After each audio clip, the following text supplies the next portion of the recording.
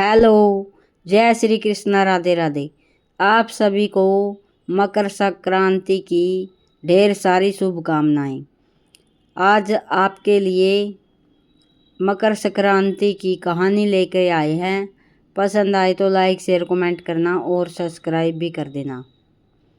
मकर संक्रांति की वैसे तो बहुत सारी कहानियां हैं, ये आपको प्रमुख कहानी सुनाते हैं। मकर संक्रांति की कहानी। हिंदू धर्म के प्रमुख त्योहारों में से एक मकर संक्रांति का पर्व मनाया जाता है।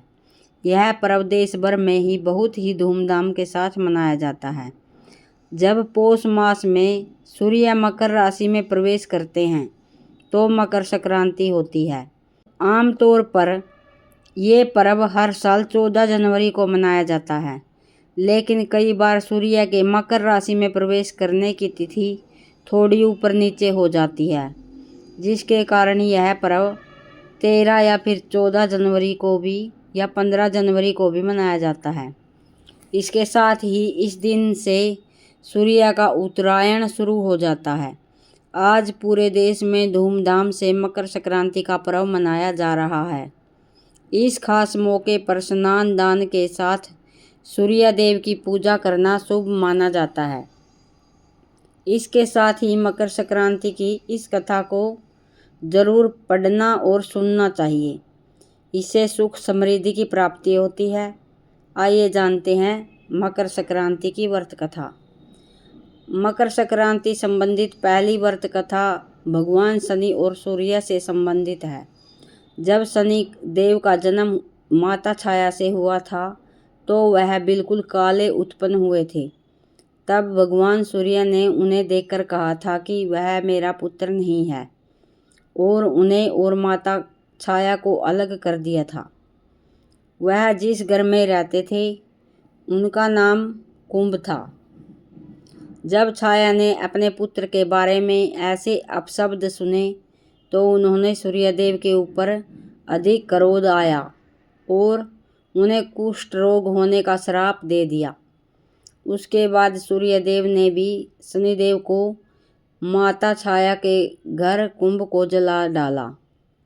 उसके बाद सूर्यदेव को कुष्ठ की समस्या उनके पुत्र यम से सही थी, लेकिन उन्होंने अपने पिता से कहा कि यह माता छाया से व्यवहार सही करे।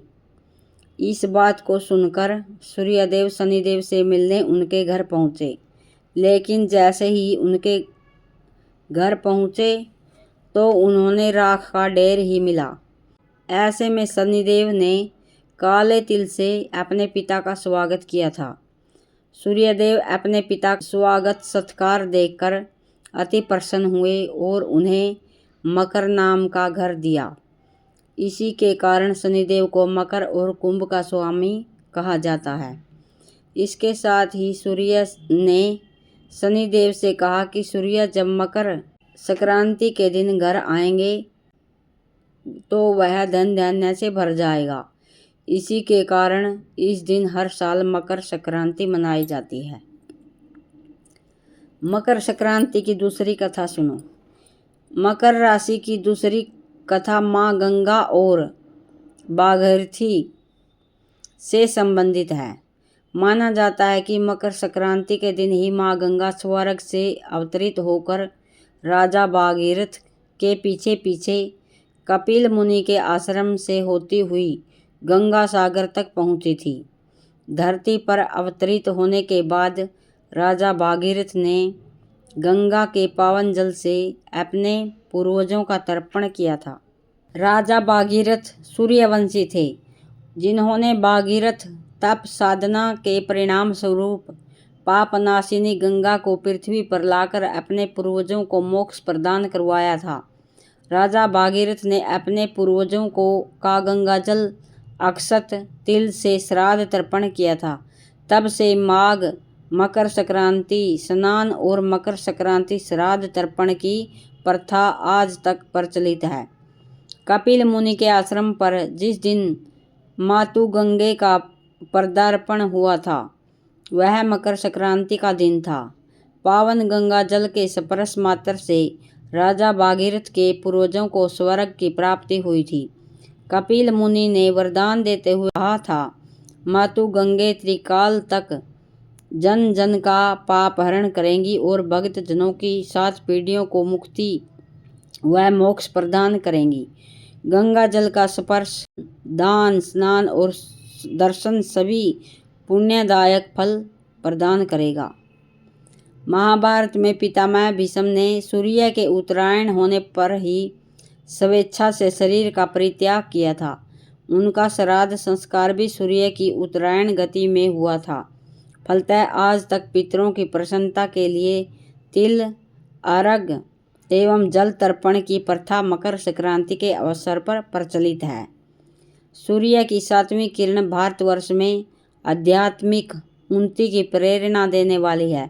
7वीं किरण का प्रभाव भारतवर्ष में गंगा जमुना के मध्य अधिक समय तक रहता है। इस भौगोलिक स्थिति के कारण ही हरिद्वार और प्रयाग में माघ मेला अर्थात मकर संक्रांति या पूर्ण कुंभ तथा अर्ध कुंभ के विशेष उत्सव का आयोजन होता है। ये थी मकर संक्रांति की पौराणिक कथाएं। इन्हीं के आधार पर ही मकर संक्रांति का त्यौहार मनाया जाता है। अगर कथा पसंद आई तो लाइक, शेयर, कमेंट करना।